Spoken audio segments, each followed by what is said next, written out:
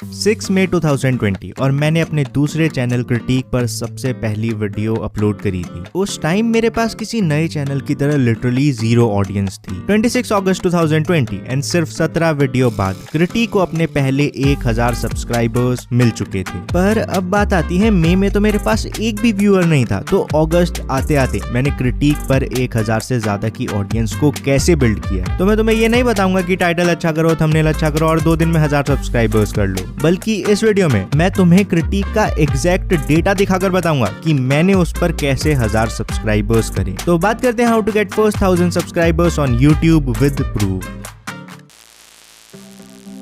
Okay, so सबसे पहले तो मैं तुम्हें बताऊंगा कि मुझे कब क्या करने से कितने सब्सक्राइबर्स मिले, बट वीडियो को एंड तक जरूर देखना बिकॉज इसी वीडियो में मैं तुम्हें अपने 2 सबसे बड़े सीक्रेट्स भी बताऊंगा। तो क्रिटिक पर मैंने सबसे पहली वीडियो 7 मई को डाली थी एंड एल्ग्रो को शुरू करते टाइम तो मेरे पास पहले से क्रिटिक वाली ऑडियंस थी एंड हेंस मुझे एल्ग्रो पर इनिशियल पुश मिल गया था, बट क्रिटिक शुरू करते टाइम मेरे पास जीरो ऑडियंस थी। स्टिल क्रिटिक की पहली ही video went semi viral and मेरे पास सिर्फ कुछ ही दिनों में 100 से ज्यादा सब्सक्राइबर्स आ गए थे। बट अब बात आती है ऐसा हुआ कैसे। तो 0 से 100 सब्सक्राइबर्स जाने के पीछे मेनली इन दोनों वीडियोस का हाथ था। हुआ क्या था, पिछले साल फरवरी मार्च के आसपास कंट्रोवर्सी से पहले टिकटॉक काफी फेमस था, तो ऐसे में decided to upload an analysis video about TikTok versus YouTube. But analysis fact channel पर तो डाल नहीं सकता था एंड हेंस मैंने रिसर्च करनी शुरू कर दी कि एनालिसिस टाइप वाले कंटेंट के लिए कौन सी ऑडियंस बेस्ट रहेगी। एंड उस टाइम के हिसाब से जो मुझे बेस्ट आंसर मिला वो था वेदांत रस्टी। तो स्टेप नंबर 1 नोट कर लो, मार्केट रिसर्च। एंड इसके बाद ये तो पता चल गया था कि कौन सी ऑडियंस को टारगेट करना है, बट अब बारी थी कि इस ऑडियंस को टारगेट कैसे करना है। तो सच बताऊं तो क्रिटिक बनाने से पहले मैं खुद भी कुछ टाइम से वेदांत की वीडियोस देखता था and hence I knew about him and his content. बस फिर I used his name to get his audience. But main point note करो, मैंने उन्हें वैल्यू भी दी वरना व्यूज नहीं आते। स्टिल सिर्फ इतना करने से क्रिटिक की पहली वीडियो कभी वायरल नहीं जाने वाली थी। तो यहाँ मैंने एल्गोरिदम के साथ एक खेल खेला एंड इसके बारे में मैं शायद पहली बार तुम लोगों को बता रहा हूँ। इसके लिए एक लाइक तो बनता है। तो हुआ क्या था, ये तो सिंपल सी बात थी कि मुझे वेदांत की ऑडियंस को टारगेट करना था, लेकिन अगर मैं सीधे वेदांत रस्टी इस कीवर्ड को टारगेट करता तो शायद वीडियो रैंक नहीं करती। तो ऐसे में मैंने थोड़ी रिसर्च करी एंड मुझे पता लगा कि काफी लोग वेदांत रस्टी रोस्ट या वेदांत रस्टी एक्सपोज ये सर्च कर रहे हैं। बट वीडियो तो एनालिसिस थी ना, टाइटल में रोस्ट या एक्सपोज कैसे डालता।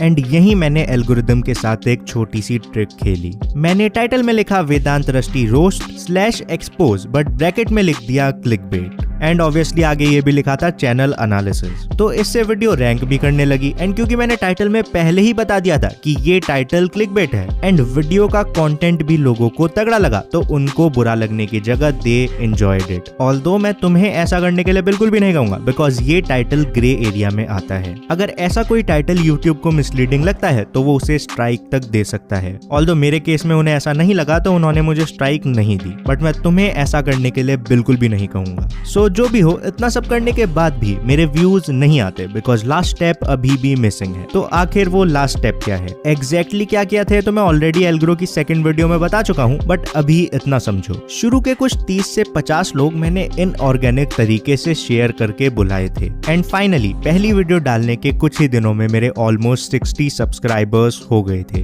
बट अगेन अभी तो कहानी शुरू हुई थी। अब बारी थी मेरी सेकंड वायरल वीडियो की जिससे मुझे 100 सब्सक्राइबर्स मिले। तो जैसा कि तुम देख सकते हो, पहली वीडियो के बाद मुझे हर वीडियो पर एवरेज 50 से 100 व्यूज आने लगे थे, बट ऐसे में भी चैनल उतना ग्रो नहीं हो रहा था यार। मैं तो एक दिन में 1 सब्सक्राइबर देखकर ही काफी खुश हो जाता था। बट अब बारी थी एक और वायरल वीडियो की। इसमें मैंने यूज करी थी इस वीडियो वाली टेक्निक, लो डिमांड टॉपिक्स। जैक्स के उस टाइम आई थिंक 9 से 10 हजार व्यूज आते थे, तो डिमांड तो थी पर उतनी ज्यादा डिमांड नहीं थी। So was the supply. पर ये ट्रिक यूज करने के बाद भी इस पर शुरू के 3 दिन में सिर्फ 70 से 80 व्यूज ही आए थे। तो भाई 28 तारीख को एकदम से ऐसा क्या हुआ कि ये वीडियो वायरल जाने लगी। इट्स सिंपल, शुरू में जो व्यूज आए थे वो मेरी ऑडियंस के थे एंड इसीलिए वो कम होते गए, लेकिन इसी सेम टाइम में यूट्यूब इस वीडियो को टेस्ट भी कर रहा था एंड बिकॉज इसकी परफॉर्मेंस इस कीवर्ड पर तगड़ी थी, व्यूज एक्सप्लोडेड। क्रिटिक पर 4000 से भी ज्यादा व्यूज आए एंड सब्सक्राइबर्स 100 पार कर चुके थे। लेकिन यार तब भी यहाँ तक का रास्ता उतना मुश्किल नहीं था। असली मेहनत तो 100 से 1000 सब्सक्राइबर्स करने में लगी थी, पर कैसे?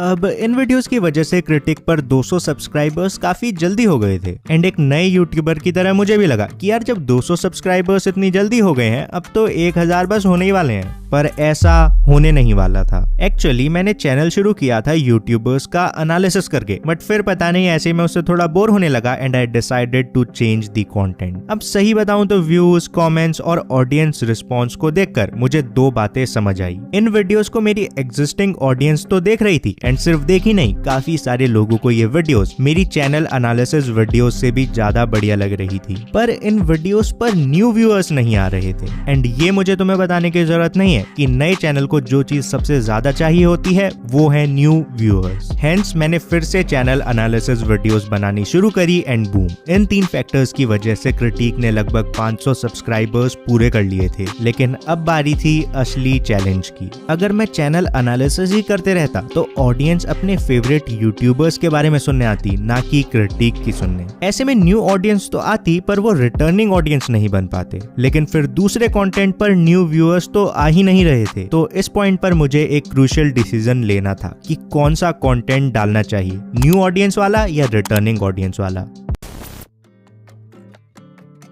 तो यहाँ मैंने सोचा 2-1 वीडियो रूल के बारे में। मेरा एम था कि एक तरफ मेरा ऑडियंस से कनेक्शन भी तगड़ा हो लेकिन साथ में व्यूज भी काफी सारे आए। तो फाइनली आई डिसाइडेड कि मैं नॉर्मली बिना यूट्यूबर्स वाले वीडियो डालूंगा एंड चैनल को बूस्ट देने के लिए चैनल एनालिसिस भी किया करूंगा। Things were going fine, but फिर इस वीडियो के बाद सब कुछ बदल गया। जहाँ चैनल एनालिसिस में सिर्फ उनके फेवरेट यूट्यूबर की बात होती थी, वो सुनते और चले जाते थे। बट इस वीडियो में यूट्यूबर्स का नाम यूज हुआ था तो न्यू व्यूअर्स तो आए ही, पर क्योंकि इस वीडियो में लोगों ने फर्स्ट वर्सेस फास्ट मूवर के बारे में भी सीखा, ऐसे में लोग आए तो यूट्यूबर को देखकर बट रुके क्रिटिक के कंटेंट के लिए। बस फिर जब मुझे फॉर्मूला पता लग ही गया था तो अब तो बस इसे रिपीट करना था। इस वीडियो तक मेरे लगभग 600 सब्सक्राइबर्स हो गए थे एंड अब सब कुछ बदलने वाला था। सेम फॉर्मूला को यूज करते हुए मैंने एक कंट्रोवर्सी और फेस सेविंग के कॉन्सेप्ट को जोड़कर ये वीडियो बनाई। व्यूज तो आए ही, बट इस वीडियो का इम्पैक्ट नेक्स्ट लेवल था एंड इसी वजह से मुझे व्यूज के साथ साथ काफी सारे जेन्युइन सब्सक्राइबर्स भी मिले। अब क्योंकि मुझे सही कंटेंट मिल चुका था, मेरे पास थोड़ी सी कोर ऑडियंस भी आ चुकी थी। ये राइट टाइम था कि मैं चैनल पर मैक्सिमम वीडियोस डालकर इसको कैपिटलाइज करूं। अगस्त में ही मैंने डिसाइड किया and the 20 day challenge started. Challenge की पहली ही वीडियो वेंट वायरल एंड मेरे 1000 सब्सक्राइबर्स पूरे हो चुके थे। लेकिन